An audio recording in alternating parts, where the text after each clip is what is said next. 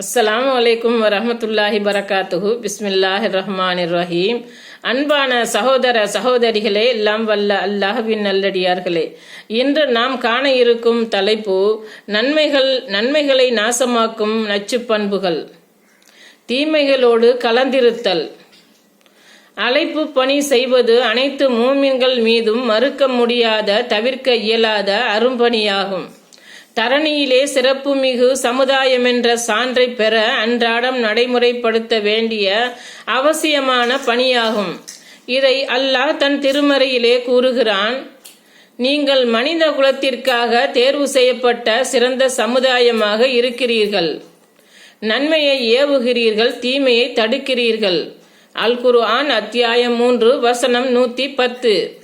திருமறையிலே நன்மையை ஏவுமாறும் கட்டளையிடும் போதெல்லாம் தீமையை தடுக்குமாறும் வலியுறுத்தி கூறுகிறான்.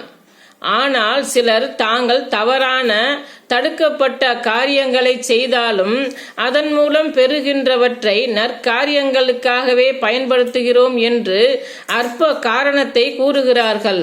ஆனால் பின்வருமாறு திருமறையிலே அல்லாஹ் ஏவுகிறான். நல்லதை கொண்டு கெடுதியை தடுப்பீராக. அவர்கள் கூறுவதை நாம் நன்கு அறிவோம். அல் குர்ஆன் அத்தியாயம் 23 வசனம் 96. நன்மையையும் தீமையையும் சமமாகாது. நல்லதை கொண்டு பகைமையை தடுப்பீராக. எவருக்கும் உமக்கும் பகை இருக்கின்றதோ அவர் அப்போதே உற்ற நண்பராகி விடுவார். அல் குர்ஆன் அத்தியாயம் 41 வசனம் 34. திருட்டு பணத்திலே தர்மம் செய்வது, மோசடி செய்து குடிசை போட்டு தருவது, வட்டி பணத்திலே விருந்து வைப்பது, விபச்சாரம் செய்து ஊரே மெச்சும் அளவிற்கு நற்செயல் செய்வது போன்ற தடுக்கப்பட்ட வழிகளிலே நிறைவேற்றப்படுகின்ற அனைத்து நற்காரியங்களும் நன்மைகளை பெற்று தருவதற்கு தகுதியற்றவைகளாகும். இப்னு உமர் ரலியல்லாஹு அன்ஹு அவர்கள், அங்க தூய்மை செய்யாமல் எந்த தொழுகையும் ஏற்கப்படாது, மோசடி செய்த பொருள்களால் செய்யப்படும் எந்த தான தர்மமும் ஏற்கப்படாது என்று அல்லாஹ்வின் தூதர் ஸல்லல்லாஹு அலைஹி வஸல்லம் அவர்கள் கூறுவதை நான் கேட்டிருக்கிறேன் என்று கூறினார்கள். நூல் முஸ்லிம் 382.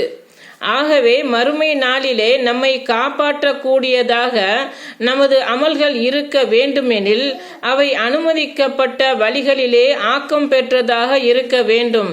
அப்படி அல்லாஹ்வால் அனுமதிக்கப்பட்ட அமல்களை செய்து வாழும் நன்மக்களாக இருக்க வேண்டும் என்று அல்லாஹ்விடத்திலே பிரார்த்தித்து இந்த உரையை நிறைவு செய்கிறேன். வாஹிர் தாவானா அனில் ஹம்துலில்லாஹி ரப்பில் ஆலமீன். அஸ்ஸலாமு அலைக்கும் வரஹ்மத்துல்லாஹி பரகாத்துஹு.